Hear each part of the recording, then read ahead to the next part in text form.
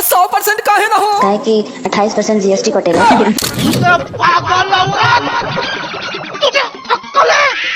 तू क्या बोल रही है?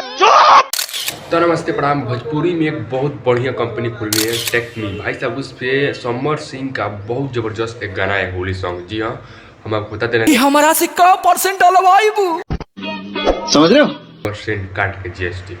भाई साहब गाना आते ही यूट्यूब पर धमाल मला, मतलब धमाल कर दिया। कभी कभी लगता है कि आप उन्हीं भगवान है। चारों तरफ बाज रहा है और उसमें तो पाके हेंगड़े।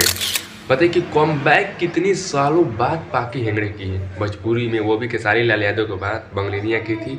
और वो गाना इतना हिट हुआ था, उसके बाद फिर एक कमरिया भाला चली, फिर से वो गाना आया तो ट्रेंडिंग में है इंस्टाग्राम पर, एकदम कबार कुछ पर बन गया। फिर एक टेक्मी चैनल लेकर आए हैं, वो पृथ्वीराज के साथ लेकर आई थी और ये समर सिंह के साथ।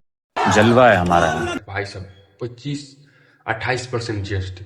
भाई साहब क्या क्या गाना है, अभी तक आप लोग गाना नहीं सुने, जाकर सुन सकते हैं। भोजपुरी में अब की बार बुझा रहा है कि समर सिंह होली मार ले गए और बाजी मार ले गए। कहीं ना कहीं होली जबरदस्त है। 28% काट के जीएसटी, उसके बाद आपको मिलेगा 72% आपको मिलेगा 28%।